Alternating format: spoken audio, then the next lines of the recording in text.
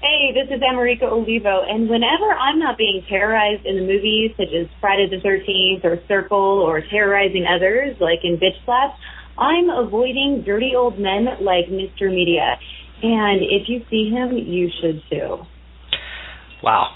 Today on Mr. Media, that's mrmedia.com, I'll talk to Daniella Alonso and Michael Stahl-David, co-stars of the new ABC drama, My Generation. Stick around. Hey, did you know that you can listen to the latest Mr. Media show right on your phone with the Stitcher app?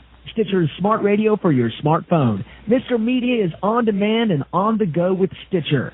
Download Stitcher for your phone today. Get the free app at www.stitcher.com. That's STITCHER.com. So much media, so little time. Who keeps track of it all? That would be me. This is Bob Andelman, and this is a Mr. Media interview. You know, mrmedia.com, Mr. Media. And Mr. Media is recorded live before the entire 1978 graduating class of North Brunswick Township High School, New Jersey, all vacationing right here in the new media capital of the world, St. Petersburg, Florida. My Generation is a breath of fresh air. You know about sex, right? When a man and a woman, they give each other a hug. My Generation has the sexiest ensemble. Stop calling me. Oh. You'll be hooked. Who was that? That's my wife. My Generation is impossible not to love. Meet your daughter. ABC's My Generation, all new Thursday at 8/7 Central on ABC. If you're a network executive or a TV producer and you're looking for dramatic concepts that could reach the widest possible audiences, you might consider common touchstones that bring people together. So immediately you'd rule out religion and politics. What does that leave? High school. That's right, high school.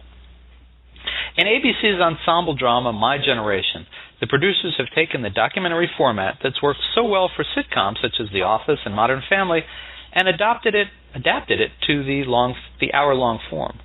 The conceit at work here is that a documentary filmmaker interviewed a group of high school graduates way back in 2000. 2000, that was way back apparently, about their hopes and dreams, and is catching up with them and recording their lives as they really turned out in 2010. Of course, as with your life or mine, the results are neither black or white, but messy piles of gray. Joining me today to talk about the show, which airs Thursdays at 8 p.m., are Daniella Alonso, who plays D.C. lawyer Brenda Serrano, and Michael David Stahl, who plays, he's not, a Hawaii-based surf bum who just discovered he has a 9-year-old son. Daniella and Michael, welcome to Mr. Media. Thanks. Hi. Hi. How you guys doing? Good. Doing great. Michael, didn't mean to imply that you are the Hawaii surf bum, but just that you play one on TV. It wouldn't be the worst thing. You know, it's fine, yeah. No, I do my bumming on the mainland. Oh, there we go. Okay, so we've got that clarified. And Daniella, let me ask you, when you graduated high school, was acting in the picture already for you? Definitely. I've always wanted to pursue acting since I was a little girl, so I definitely had my sights set on this career. And the people you went to high school with, would they have pointed to you and go, "Oh yeah, we know she's going to be an actress. It's been all over her as long as we've known her." No, I went to an all-girls Catholic high school in New York City, so no one really was into the arts. I mean, there were some people, I guess, but yeah, I kind of just did my own thing, and I really wasn't too verbal about it. You didn't have a lot of friends. Yeah, basically I didn't have a lot of friends. So, no, would be the answer to that. And Michael, what about you? Yeah, kind of. I did some acting in high school, but I didn't really think I was going to pursue it. Professionally, I thought I'd be a high school history teacher, actually. And then I didn't do well in history class. No, it was sort of my way of saving myself from a life of debauchery and irresponsible choices. It was like, oh, I'm good at this, and I was given some opportunities to work in some theaters in Chicago, and that's kind of how. And I was like, oh, this is actually really cool, and I got into it. And so have I'm asking these questions obviously because of the show. Have your lives turned out quite differently than you would have guessed, say, 10 years ago?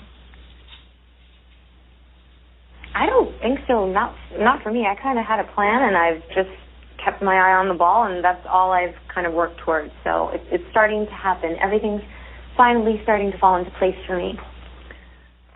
You know what? You just said that. Now some crazy business is going to happen to you. Yeah, right. I don't know. I mean, I certainly, in some ways, yeah. In some ways, okay. Like 10 years ago, I was just deciding to do this, but I think I would have been kind of shocked to see. I never planned on doing TV. I'd probably do theater. I thought I'd be crammed in some little tiny backstage somewhere off Broadway, New York, and that would be great. And I still would like to do that, actually. But, yeah, I didn't think I'd certainly be in Austin, Texas. Well, but, that even a year ago I couldn't have predicted. That's true. So I'm really glad about it. So being in Austin, will that guy, if the show continues, will that get you guys, VIP access to South by Southwest when it comes around? Yeah, let's hope so. Hopefully. Yeah, that'd be great. It's the city has so much music all the time. It's it's a great place to start to learn and start to make it feel like home and start to know the back roads and the spots. It's great. Well, I talked a little bit about the show kind of generally. I wondered if each of you could tell folks a little about something about your character to entice them to want to watch the show this week. Well, I played Brenda Serrano, and she, in the year 2000, when she's 18, she's the brain and the good girl who's focused and motivated, and she's part of like the high school sweetheart couple. She's in love with Anders Holt, who's the love of her life. And then in 2010, when we see her, she's 28, she's single, she's living in D.C., and she ends up having to come back to Austin, and she runs into Anders, who's now married, and so that's kind of like a little bit of a love triangle, and she's just, in 2010, she's just trying to figure out what she's doing with her life and where she's, all the things she thought she had figured out kind of just fall apart. So. And Michael, what about Stephen, your character? Yeah, well, Stephen finds out that he has a son, and in the first episode from prom night, and comes back and kind of stumbles through trying to step up and be a dad. So this week, we start to explore, he was the overachiever in high school. And why was that? And this is where the documentary format gets kind of interesting because it's an investigative documentary. So the filmmaker can actually go to home video. She can go to, news stuff, which is part of the pilot in my story. So episode 2 is called Home Movies. And we actually see some of these, video from my childhood. And we start to explore the mystery of, well, why was he such an overachiever? What was it that he was trying to prove? And what was going on in his family? And we meet my dad, who's now well, actually, I don't know. If you have to see the pilot, I don't want to give it away.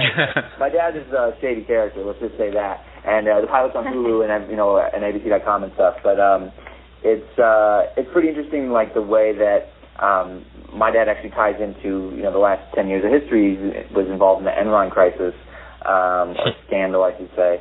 And we see kind of how that plays out in my family and another character's family on the show. Is either one of you can answer this?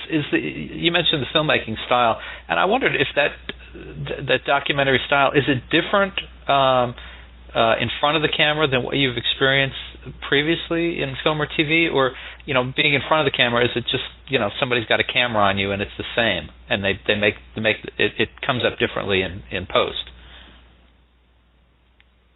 Well, I think it's actually such an amazing opportunity for us as actors we interact with the camera and the camera guy, the DP, and so he really has become another character in the show, and it's cool because we get to break the fourth wall and just it kind of, I feel like as a viewer, you kind of invite the audience in and you just feel more connected to the characters. It also enables us to kind of to really create a sense that it's a documentary and that it's real, we improvise a lot to kind of give it that sloppy, kind of just, we're just catching this kind of feeling. I really love that style. Obviously, Cloverfield was that to an extreme, because that, was a documentarian running around a city that's being attacked by monsters. This is a documentarian who's like, there are no cataclysmic events happening, at least on that scale. So it's not shaky or anything. But it is that awareness, and that it's a lot of fun. It works really well for comedic moments, but it's also interesting for dramatic moments, because characters will turn their back or will try to whisper or go into another room, and you sort of feel yourself leaning forward to hear it, and kind of getting drawn in. And it allows us to, kind of play with the mystery of what happens behind closed doors. Well, we're going to run out of time. So, folks, let me remind you that you can see Daniella Alonso and Michael Stahl-David, part of the sexiest cast on TV, so we're being told, in My Generation. It's a new drama airing on ABC every Thursday night. Objectively speaking, you're the sexiest cast. And Thursdays at 8 p.m. And these two are very nice people. So thank you both for thank you. joining us on Mr. Media today. And good luck. Hope we'll get to talk to you again soon. Thank you. Care. All right. Bye-bye. And for more original interviews with your favorite TV and film stars, surf over to our main website, mrmedia.com. You can subscribe to Mr. Media on iTunes, and you'll never miss a show. Just search Mr. Media Interviews from within iTunes and subscribe for free. While you're there, give us a couple of stars. Write a little review. If you've got an idea for a guest, email me directly at bob@mrmedia.com, mrmedia.com. You can also follow me on Facebook or on Twitter, twitter.com/Andelman, or on Facebook. Just search Mr. Media Interviews. Thanks so much for joining us today. Always appreciate when you give a piece of your day and come spend it with us. Thanks for listening. Ever thought of hosting your own radio show? Now you can by registering at blogtalkradio.com. While you're there, check out our selection of premium packages. To start your own show today, visit blogtalkradio.com.